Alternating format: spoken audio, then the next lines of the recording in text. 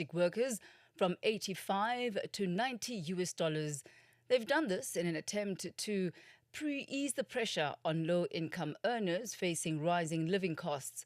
While the increase offers some relief, the country's domestic worker wage has been criticized for remaining below compared to rates in South Africa, Kenya and Egypt. Economists say the real impact will depend on inflation, exchange rates and enforcement. To discuss the implications, we're joined by development economist Dr Eddie Mahembe. A very good evening to you, Doctor. Welcome to Africa in Business. Thank you so much for having me, and it's a pleasure to discuss this very important issue. So the minimum wage has now increased from $95 to 90 US dollars. What is your reaction to this in terms of whether you see it improving the living standards of domestic workers in the country, or are you leaning more towards the criticism that there's simply not enough? I'm more of the former. I think the latter. Sorry, that is simply not enough. If one looks at it, it's just like 6% increase, but it's like we are moving the floor, but we are not moving it high enough in terms of human dignity, the cost of living. I think you mentioned in your opening statement, because, like for example, a recent study which was done in 2025 by Anga, it says the cost of living for a small family of 345 is around 309 US dollars. So if the minimum wage is 90, which is it's like below 30% of that cost of living. So it's really like a drop in the ocean, so to speak. So it might not be able to cushion a family or cushion the domestic worker as it is meant to be. And what challenges, Doctor, do you anticipate when it comes to actually enforcing the minimum wage regulations? I think for me, that's where the real issue is. Yes, the intention is good to cushion, but in a country like Zimbabwe, where 80%, some even put it at 90% of people are in the informal sector. I mean, how do you even enforce that? So enforcement is going to be a very big issue. Secondly, even the domestic workers themselves, they are not union members generally. So in other ways, they don't even have a voice. Where even insurance or be it medical aid. So it's a really superficial, so to speak. One would have hoped that they would have linked it to poverty levels, they would have linked it to cost of living, because definitely 90 is not enough, given also that we're talking of a very vulnerable group here. I mean, the domestic workers are not the only group that have received an increase in their minimum wage. Could you take us through some of the other categories that have been impacted by this? Yes, I think on that one, I would first say it's a positive thing, because what they did is they said the domestic workers, like the gardeners, it's $90 per month, and then they also included the cooks, the housekeepers, then they put it at 99, and then they also looked at the child minders and others. They put it at 108. I'm just using US dollars here for comparability, and then the caregivers, it says 117. So and then those others who are doing like almost like your carpentry, and others who are the coding some operations which are not classified.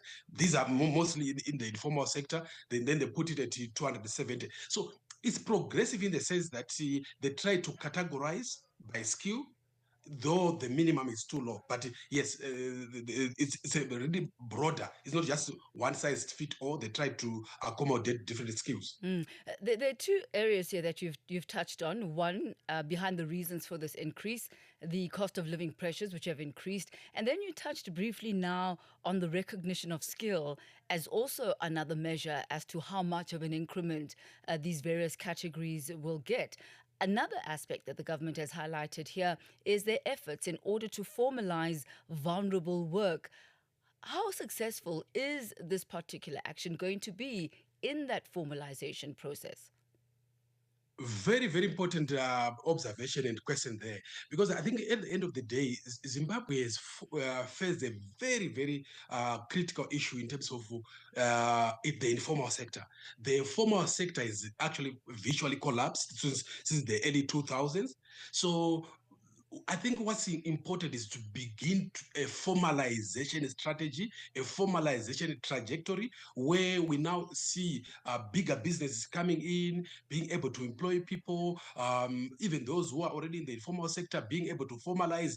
That's where the real tangible impact will be felt. Because, like I said, if the majority of the workers are in the formal sector and you would want to enforce this minimum wage, it's difficult because they don't even have a pay slip and so forth. So yes, I think formalization strategy is key given where Zimbabwe is coming from of recent years. And can you take us through the economic implications of these hikes, implications on the workers themselves, as well as the employers, and perhaps even the impact on the broader economy? So I'll start with the broader economy. Definitely, when you have the main point about minimum wage is to make sure that you don't leave people behind. You are trying to cushion people against the high cost of living. You're trying to cushion people against the high levels of poverty, marginalization, and so forth. But like I said, it's not enough. Secondly, there is also another aspect from an economic point of view, where you say you also want people to be able to afford food, to be able to be able to send their kids to school and so forth, which is also, like I said, is also not enough. But when you also look at the buying power, because once you lift people, their purchasing power is improved, and it's actually increased the amount of circulation of money in the economy, which can actually boost demand. But also there is also another aspect of where we say if there's a minimum wage, it's most likely going to lead to unemployment. On this particular one, given that it's the increase is only 6%, I don't foresee that this will lead to these categories of people being unemployed. I don't think so. So there are less negative impacts on this one, given that number one is so small, the increase is so small, but secondly, the majority of people are already in the informal sector anyway. But also there is also another implication which is very important. You mentioned in your introduction that the wage itself is smaller compared to regional players like your South Africa, Botswana, and etc. So that means people will soon trek to South Africa, people soon trek to Botswana, because if the minimum wage was comparable or almost closer to each other, it will mean that people will say, okay, I can still work in Zimbabwe and I can still get almost the same salary, so to speak. Now, if the regional disparities are this huge, so outward migration will continue. So, as we wrap up this evening, Doctor, perhaps let's focus on that comparative analysis of what the region is offering and the other alternatives that Zimbabweans may have. What would be Mm. a reasonable increase? What would be the amount that would be considered comparable? No, so I'll use Botswana and South Africa because the majority of Zimbabweans are in the region. They always trek to South Africa, they always trek to Botswana. So if we put it in the rand terms in South Africa, the minimum wage, we're talking about almost like 4,800, somewhere there, which is in US dollar, that will be 265. And then if you look at Botswana, it's 230. US dollars. So that would be, so if we look at Zimbabwe now, if we look at 90, it's even less than half of what we're talking about. But if we also look at Zambia is slightly higher, it's 120.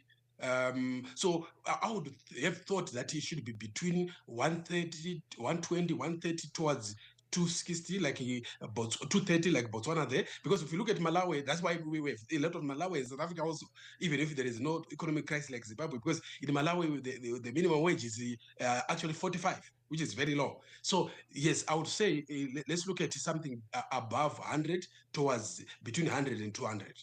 Dr. Eddie Mahembe, thank you so much for taking us through a really important conversation there.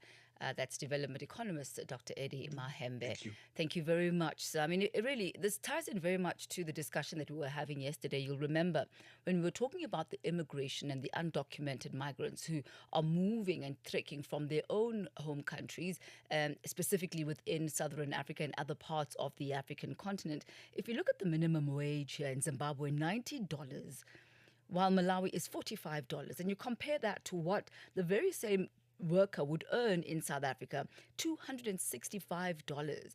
A huge, huge gap. And in many ways, Perhaps this is one of the reasons why people looking for better opportunities, better earning opportunities would then cross the border for a better standard of living. So there you have it, an increase of $5, certainly not deemed enough. Compared to the costs of living as well as what regionally is being offered as minimum wage. It's 23 minutes after 6 p.m.